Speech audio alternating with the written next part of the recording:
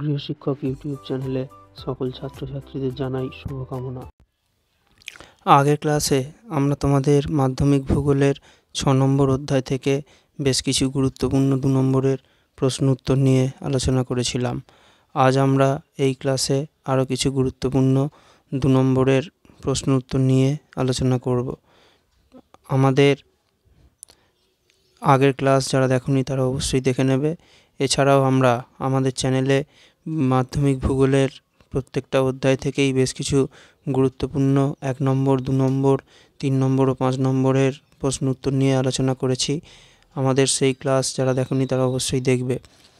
আর আমাদের চ্যানেলটা এখনও সাবস্ক্রাইব যারা করোনি তারা সাবস্ক্রাইব করে বেল আইকনটা প্রেস করে রাখবে, তাহলে আমাদের চ্যানেলের নতুন ক্লাসগুলো তোমরা অবশ্যই দেখতে পাবে। এছাড়াও আমরা আমাদের চ্যানেলে ভূগোলের প্র্যাকটিস সেট আলোচনা শুরু করেছি, আমাদের সেই ক্লাসটা তোমরা অবশ্যই দেখে নেবে। ঠিক আছে, তাহলে আজ আমরা আমাদের আলোচনা শুরু করব। আজকে আমাদের আলোচনার প্রশ্ন, মিলিয়ন সিট বলতে কি বোঝায়। এই প্রশ্নটা মাধ্যমিকে 2023 এসেছিল। এগুলো সব 2 নম্বরের প্রশ্ন। ঠিক আছে, তাহলে এই প্রশ্নটা ভালোভাবে তোমরা পড়বে। মিলিয়ন সিট মানে যে টোপোগ্রাফিক্যাল ম্যাপে কি হয়, এখানে 4 ডিগ্রি ইন্টু 4 ডিগ্রি অক্ষাংশ দ্রাঘিমাংশের মানে ব্যবধানে এবং 1:10 লাখ RF-এর সাহায্যে বিভিন্ন প্রতীক চিহ্ন দ্বারা যখন প্রাকৃতিক ও আর্থসামাজিক বৈশিষ্ট্য তুলে ধরা হয় তখনই সেটাকে কি বলে, সেটাকে তখন বলা হয় মিলিয়ন সিট। তাহলে এটা হয়ে যাবে এর সংজ্ঞা। ঠিক আছে, তাহলে এখানে যেটা মনে রাখতে হবে সেটা কি, সেটা হচ্ছে যে এখানে কিন্তু 4 ডিগ্রি ইন্টু 4 ডিগ্রি অক্ষাংশ দ্রাঘিমাংশের এই যে পার্থক্য থাকে এইটা। ঠিক আছে, আর কি থাকে, আর এখানে RF কত থাকে বা মানচিত্র আর ভূমির দূরত্ব, এটা হচ্ছে 1:10 লাখ। তাহলে 10 লাখ মানে 1 মিলিয়ন।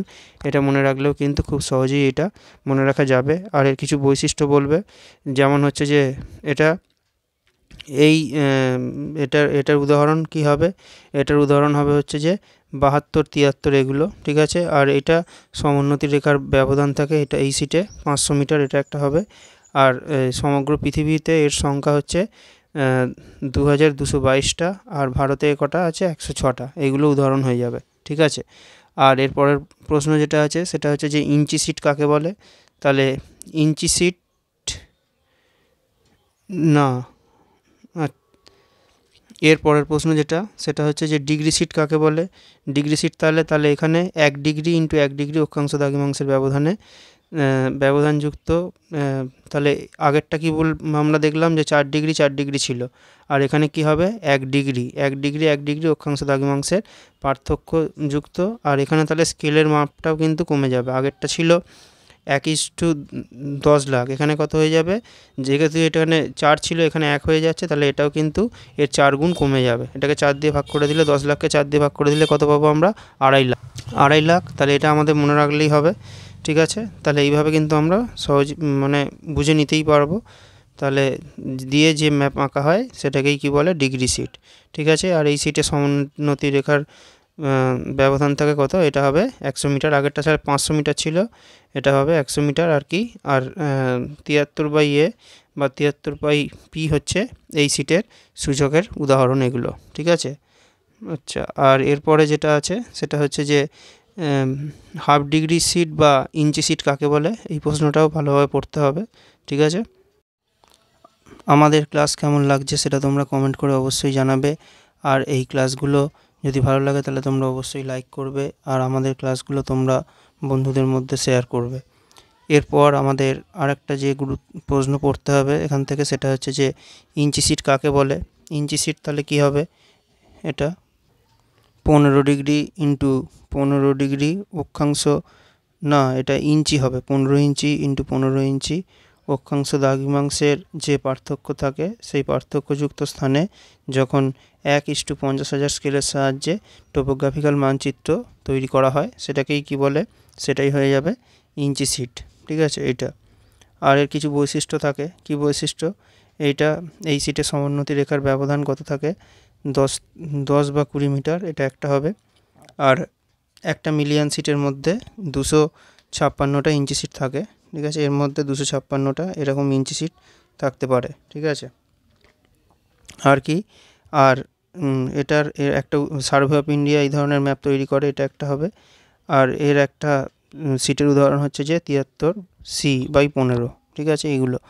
আচ্ছা, তাহলে এই যে এই সিটটা, এখানে এই সিটটা হচ্ছে যে মিলিয়ন সিট, মিলিয়ন মানে 10 লাখ, 1:10 লাখ এখানে অনুপাত দিয়ে এই ম্যাপটা আঁকা হয়, ঠিক আছে। আর 4 ডিগ্রি ব্যবধান থাকে, এটা অক্ষাংশ দ্রাঘিমাংশগত।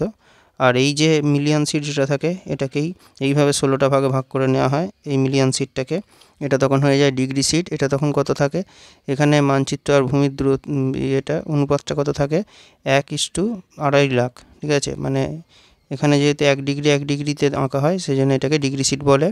আর এরপরেরটা ইঞ্চি সিট। আর এই ডিগ্রি সিটটাকে আরও ভালোভাবে বোঝার জন্য তখন আবার এই ডিগ্রি সিটগুলোকে এক একটা ডিগ্রিকে আবার 16টা ভাগে ভাগ করা হয়, তখন এটা হয় ইঞ্চি সিট। এখানে মানচিত্র আর ভূমির অনুপাত কত থাকে, 1:50,000, ঠিক আছে। এইভাবে এটা কিন্তু তৈরি করা হয়, ঠিক আছে। আর এরপরে যেটা আছে সেটা হচ্ছে যে ভূবৈচিত্র্যসূচক মানচিত্র দুটো ব্যবহার লেখো, এই প্রশ্নটা। এটা উত্তরটা কী হবে, ভূবৈচিত্র্যসূচক মানচিত্রের দুটো ব্যবহার।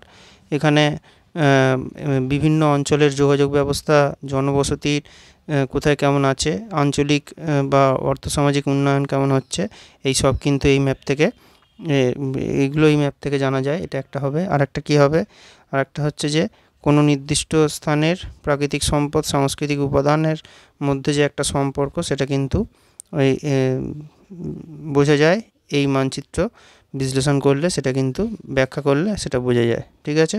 এই দুটো বললেই হবে। এই প্রশ্নটা ভালোভাবে পড়বে, এটা মাধ্যমিকে 2020-তে এসেছিলো। আর এরপরে আরেকটা যেটা প্রশ্ন আছে যে উপগ্রহ চিত্রের দুটো ব্যবহার লেখো, ঠিক আছে। এই প্রশ্নটাও ভালোভাবে পড়ে যেতে হবে। উপগ্রহ চিত্রের ব্যবহার, উপগ্রহ চিত্র কী কী কাজে লাগে সেটা বললেই উত্তরটা হয়ে যাবে, ঠিক আছে।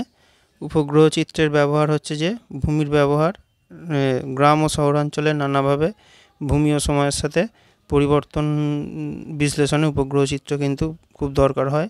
আর কোথায়, আর হচ্ছে যে পরিবহন, জিপিএস এর ব্যবহার পরিবহন ও যোগাযোগ ব্যবস্থার ক্ষেত্রে একটা নতুন দিক তৈরি করেছে, এটা অবশ্যই বলতে হবে, ঠিক আছে। আর বিভিন্ন ম্যাপ তৈরি করতে, ঠিক আছে, অক্ষাংশ দ্রাঘিমাংশ যুক্ত অঞ্চলে আর্থ সামাজিক সেখানে কেমন অবস্থা, ঠিক আছে। তারপরে ভূবৈচিত্র্যসূচক মানচিত্রকে ঠিকভাবে তৈরি করতে এইগুলোতে কিন্তু উপগ্রহ চিত্র ব্যবহার করা হয়। এছাড়া আর মাছ ধরতে গিয়ে, তারপরে খনিজ সম্পদ কোথায় আছে সেটা জানার জন্য, কৃষিজমি ভৌগোলিক ভৌমজল কোথায় আছে, এই বিষয়গুলো জানার জন্য কিন্তু এই ম্যাপগুলোকে ব্যবহার করা হয়।